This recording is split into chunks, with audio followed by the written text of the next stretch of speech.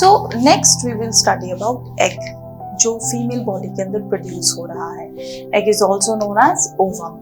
Egg again is unicellular, ये फिर से यूनिसेलुलर होता है। इसके अंदर यूनिसेलुलर मीन्स सिंगल सेल, ठीक है। It contain nucleus and cytoplasm. Nucleus again जो कि सारी जेनेटिक इंफॉर्मेशन कैरी करता है। साइटोप्लाज्म होता है इसमें। Cytoplasm we have studied that it is a jelly like substance that is present in the cell. It is very small in humans, again microscopic है, यानी कि it can only be seen with the help of a microscope. And for example, if we want to take an example, ostrich egg is the largest egg. So next students we will study about fertilization. fertilization क्या होता है? reproduction का जो process है वो begin होता है fertilization से। fertilization means जब एग और जो स्पर्म है वो आपस में फ्यूज करते हैं, ठीक है, कंबाइन करते हैं। So it is the what is fertilization? It is the fusion of egg and the sperms, egg from the female body and sperms from the male body. जब दोनों का फ्यूजन होता है, कॉम्बिनेशन होता है, तब जो प्रोसेस है फर्टिलाइजेशन का स्टार्ट हो जाता है, ठीक है। अब जब ये कंबाइन करता है students, I have told you कि जो स्पर्म होता है उसमें भी न्यूक्लियस प्रेजेंट होता है हेड में, जिसमें जेनेटिक इंफॉर्मेशन है, और जो एग है इसमें भी न्यूक्लियस प्रेजेंट होता है जिसमें जेनेटिक इंफॉर्मेशन प्रेजेंट है। तो दोनों के न्यूक्लियस जो हैं जब वो कंबाइन करते हैं, फ्यूज करते हैं, तो एक सिंगल न्यूक्लियस बनता है। अब now when this single nucleus will be formed, तो इसके अंदर स्पर्म से जो जेनेटिक इंफॉर्मेशन आई है वो भी प्रेजेंट होगी, और जो एग से जो जेनेटिक इंफॉर्मेशन आई है वो भी प्रेजेंट होगी। तो दैट मीन्स फ्यूजन के बाद जो सिंगल न्यूक्लियस जो बनेगा, ठीक है, that will be having the information from both the parents, that is male parent via sperm and from the female parent via egg, ठीक है। So the nuclei of sperm and the egg fuse to form a single nucleus. Sperms जो हैं वो fertilize करते हैं और उसके बाद जो है वो single nucleus जो है develop होता है, और ये develop होने के बाद the formation of zygote begins. Zygote जो है जो अब एक single cell बनेगा जिसके अंदर दोनों parents की genetic information present है। अब जो formation of zygote है वो start हो जाएगी। अभी मैंने आपको बताया कि दोनों पेरेंट्स से जेनेटिक इंफॉर्मेशन आ गई है। So new individual inherit some characteristics from mother and some from the father. कुछ फादर की कैरेक्टरिस्टिक्स और कुछ मदर की जो कैरेक्टरिस्टिक्स हैं वो इंडिविजुअल के अंदर कैरी फॉरवर्ड होती हैं। अब नाउ स्टूडेंट्स, फर्टिलाइजेशन जो है वो कितने टाइप्स की होती है? So it can be internal fertilization, external fertilization, and next is IVF, that is in vitro fertilization. Now let us study about it. What is internal fertilization, what is external fertilization, and what is IVF.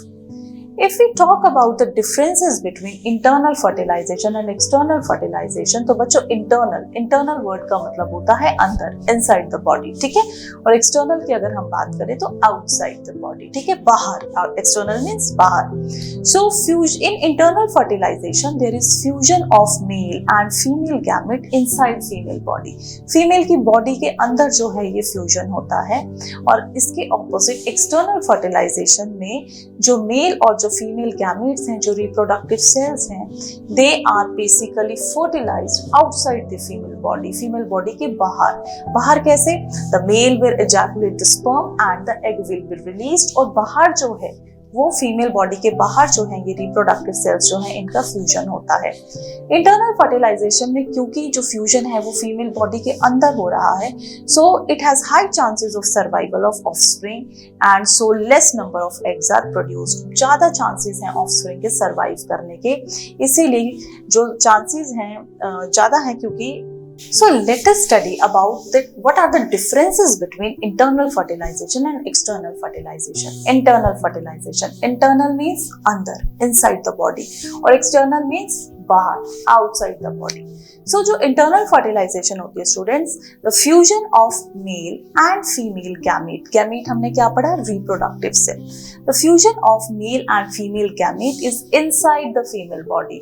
Female body के अंदर जो है ये fusion होता है, यानी कि fertilization का जो process है वो female body के अंदर होता है। And external fertilization की अगर हम बात करें तो इसमें fusion of male and female gamete, that is reproductive cell, it takes place outside the female body. ठीक है, बॉडी के अंदर नहीं, बॉडी से बाहर। So as the fertilization is taking place inside the body in internal fertilization, तो chances of survival of offspring जो है, यानी कि जो आगे यंग वन है उसके जो चांसेस हैं सर्वाइव करने के वो बहुत ज्यादा होते हैं क्योंकि वो बॉडी के अंदर है, ठीक है। So in that case less number of eggs are produced, जो एग्स हैं वो कम नंबर में प्रोड्यूस होते हैं। इसके ऑपोजिट अगर हम एक्सटर्नल फर्टिलाइजेशन की बात करें तो there are low chances of survival of the offspring। कैसे? क्योंकि they face hindrance from the wind, water का करंट है, रेनफॉल है या दूसरे कोई एनिमल्स हैं, उनकी जो वो है उनके से डेंजर होता है कि कहीं वो एग्स को जो है वो डिस्ट्रॉय ना कर दें। तो इसीलिए they are facing some hindrances from other factors, ठीक है। so there are low chances of survival, chances कम होते हैं क्योंकि फीमेल बॉडी के बाहर है। so in that case large number of eggs are produced and they are produced in large number of eggs भी produce होते हैं ताकि अगर कुछ एग्स डिस्ट्रॉय भी हो जाएं तो एटलीस्ट कुछ जो है पार्ट वो ऐसा भी हो जो आगे सरवाइव कर जाए। Examples of internal fertilization are cow, hen, human beings, and examples of external fertilization are fish, frog and starfish, ठीक है। So next let us study about IVF कि in vitro fertilization क्या होता है। अब there are times students, कई बार ऐसा होता है कि ओविडक्ट जो है फीमेल्स के अंदर वो ब्लॉक हो जाती है। अब अगर ओविडक्ट ब्लॉक हो गई है तो ओवरी से जो एग है वो ओविडक्ट में नहीं आ पाएगा और जो स्पर्म है वो उस एग के साथ फ्यूज नहीं हो पाएगा। तो फीमेल बॉडी के अंदर जो है फर्टिलाइजेशन का प्रोसेस जो है वो नहीं हो पाता है। तो अब उस केस में क्या होता है कि फीमेल जो है वो कंसीव नहीं कर पा रही है। But there is another option that is known as IVF।